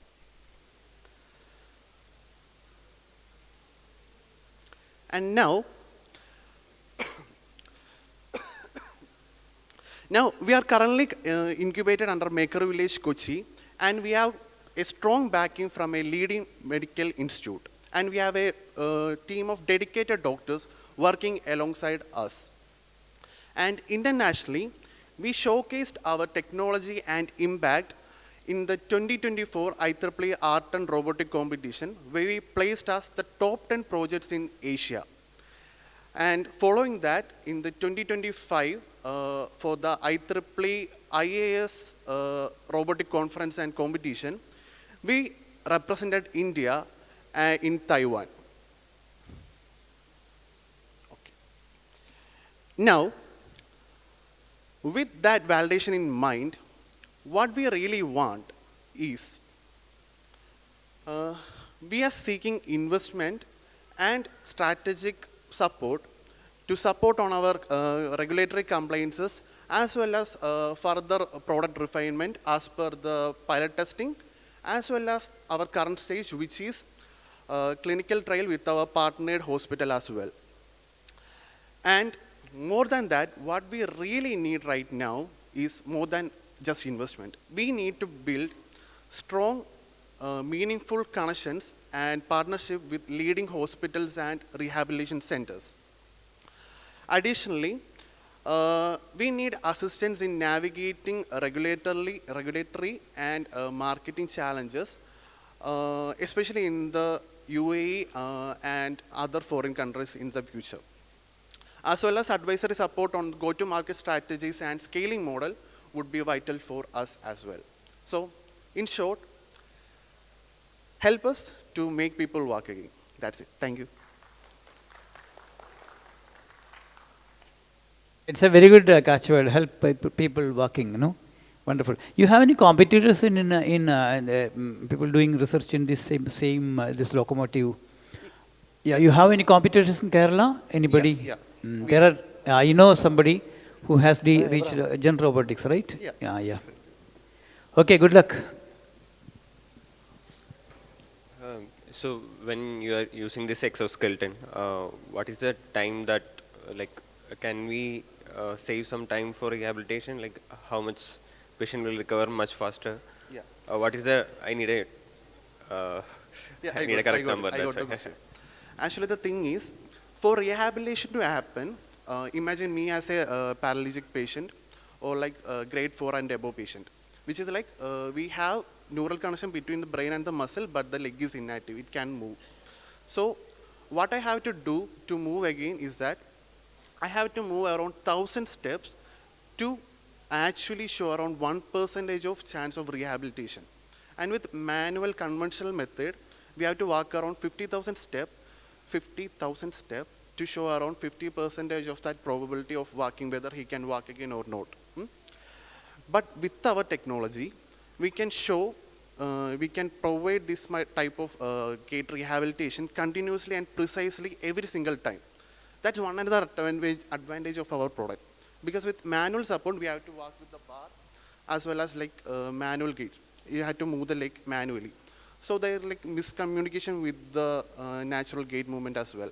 We can replicate it accurately as well. So we can entirely fast forward this entire thing. That's why this entire exoskeleton rehabilitation robots work. Yeah. Next ideator we have is Mr. Abraham.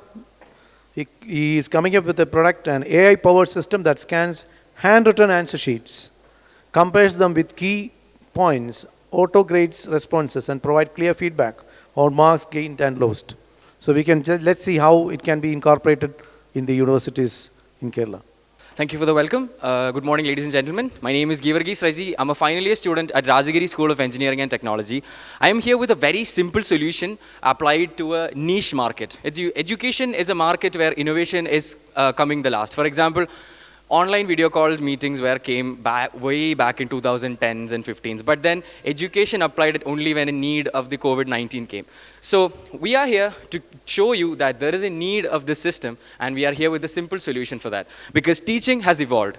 And we have a successful example of a good teacher community here. We have Jessel, a participant. He's a school student, and he came all the way here competing with professionals and staying up to date. He's giving up a good presentation as well. So that is a successful teaching comes up. And a teacher no longer just helps the students memorize, they help them mold, they create new personas for the students. And that's where we provide our solution statements. And that is where we identified the problem that teachers have a lot of things to do. They don't just teach, they correct answer sheets, they provide lesson plans, they conduct activities around the school, and we help them to aid in the most boring task they can handle. And that is where my mother, I asked her ideas, which is the most boring thing a teacher is doing? And she used to say, correcting answer sheets does get hectic and boring. Creating or preparing lesson plans does get boring and creating. So what we devised was, why not make AI do the same thing? AI is as good as a human being can be. So why not let AI help the teacher do this thing? So our final solution is an AI Swiss Army knife that the teachers can use to prepare presentations, to create class notes, and to ultimately correct answer sheets. Hi everyone, and myself Abraham. So, yeah, I'll just quickly introduce our core concept. As Georg mentioned, what we are is that we are providing an AI platform to, first of all, digitize your handwritten answer sheet, grade it, and most importantly, give you feedback, valuable feedback based on which you could improve yourself. Coming to our target audience, our primary audience are teachers and institutes. We are focusing on them mainly, but who's going to get the benefit from that are students, which are our secondary audience. Again, market potential in a country like India, this has huge potential where we focus a lot on education. Coming to the value we provide, for teachers, as he mentioned, we are reducing a lot of repetitive tasks. For students, they are getting feedback, which is something when you come to like higher level of education, like colleges, or like you feel somewhat hesitant to ask for feedback from teachers because of the societal label your peers might put on you. So this eases that. Overall, it's going to increase the transparency in education. Also, providing more feedback, you could conduct more tests, etc. Just a quick overview of the system we are proposing. So, given an answer script, scanned answer script, we are first digitizing it. So, we are using a mixture of both traditional OCR methods and the new multi-model large language models. Because one, LLMs are kind of slower and expensive, while OCR is not precise enough. So we use a smart mixture of both. Once we have this extracted text, we map it with questions and answer script, and we evaluate it against answer script, again using an LLM. We give feedback, and you get the evaluated score. So that's just a quick technical overview. Right now what we have is a proof of concept prototype because the solution we propose already exists. Google Classroom is there to help teachers manage. We have AI solutions. What we have is a unique selling point, that the courage that we can grade AI papers effectively. We did a market survey. We contacted Choice School. We contacted my own alma mater. All of them were happy to adopt a solution like this. In fact, in Ernakulam, Choice School tried redefining education by implying OMR type of examination, but they felt like it's not enough to assess the student. What we propose, students write exam papers as is, and we use the AI to grade it. And that is where we come to the final stage of this second last stage, where we have a validation, voice of stakeholder survey done, where this was done during 2022. ChatGPT was not yet widespread then. People did not trust in AI yet. But if we did the same survey right now, almost 80 to 90% of the teachers are currently using AI to prepare presentations, currently using AI to solve their homeworks, and students, as a college student myself, I make AI do half of my works. Even as a worker, I'll make it do it. So coming to the final point, we don't require funding because this is a SaaS product, a software as a service, and almost every platform gives you a free tier. And what we could leverage is that to onboard a few schools into us, we will have zero cost as a company. We can only take a little amount of money for them, which we can pay for marketing so that we can reach a wider audience. So our return graph would be a good revenue. Then once we take up a lot of students and our free tier is over, we'll have a small cost to pay for the services that we use. And after we onboard a lot of schools into it, we can finally get back into a proper track. So that is one place that we are different from most of the other ideas. And secondly is that apart from financial support, we need the support of teachers, students, and officials who are ready to trust the solution and give this a chance or give this a shot to prove that this is actually not a waste of time, because AI is the next big thing. We have to tell teachers that, yes, you don't no longer have to worry about answer sheets, because our aim is to completely revamp education by making AI correct the papers overall, but that's not exactly required. It can assist the teachers in correction. Maybe you can correct the answer sheet and AI will provide a reason as to why did you provide 5 marks. Those kind of questions will be answered by our product. And I hope all our product queries have been completed. Thank you. Yeah, you are right, Georgis. You should be given a chance. Okay, this is a wonderful idea.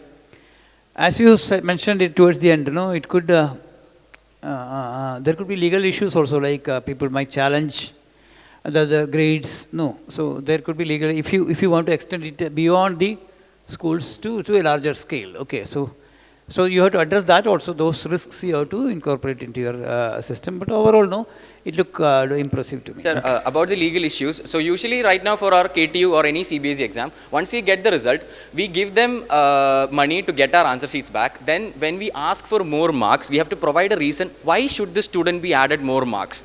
Our AI model will already answer that question. So most of the legal issues would be stopped there itself actually. So what happens next will be the very rare cases of AI hallucinations and wrong things happening. So to an extent, we will be able to fight that legal claim stating that this is the reason why this child was awarded this amount of marks.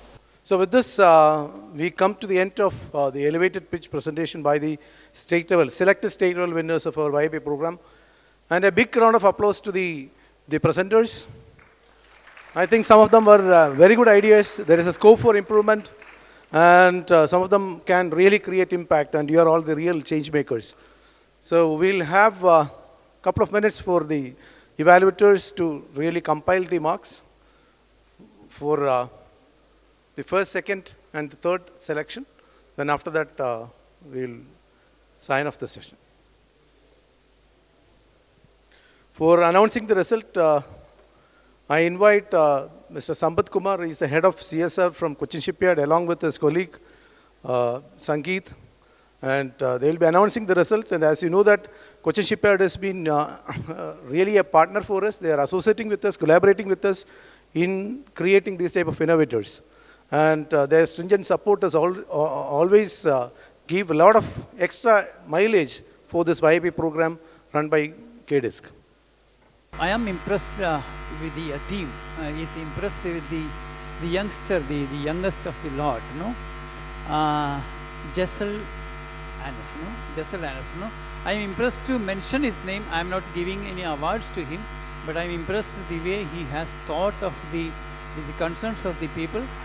And a young boy, he needs he has to appreciate it for that. So we are mentioning his name, but we are not actually giving any awards because he has to travel a long way, do a lot of innovative, he have to study further. Annas. So that's it but to start with, the third position is on a very interesting project on disaster management and rescue. Okay, it's Abraham, right? So Abraham wins the third position for his excellent idea of rescuing people, because that is the most current, the most relevant topic that Kerala is facing now. So that team can come and you can receive the third prize. Yeah, okay. Abraham, who is that the person who has presented AI-powered robots, no? You are, it's you, right? Come on stage. John Lucas is his name. So big round of applause.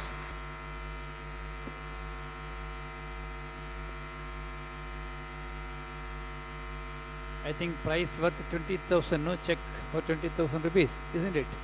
Big money for you, young man. So the second position is on the beautiful idea of dental.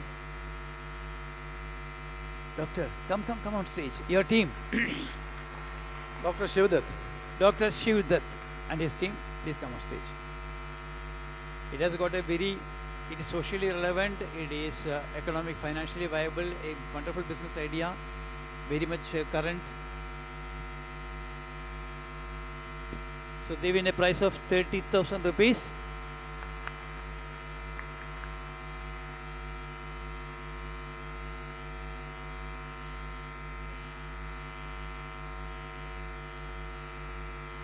And the first prize is, I think I should not misspell the name, no? So instead, no, I will go to the idea. Is it Abit? Yeah. Come on stage. It's on latex. The most important industry in Kerala. The most relevant industry, which has got a huge business, potential. So please come on stage, receive your award.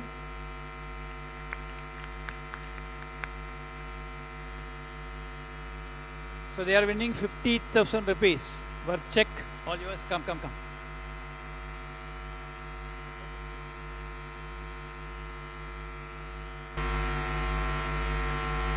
Thank you. Thank you very much. And with that, that's a wrap on our innovation presentation session. A huge thank you to our innovative minds who shared their groundbreaking ideas with us today. Can we have a huge round of applause for these innovative minds? To our young innovators, thank you for inspiring us with your vision.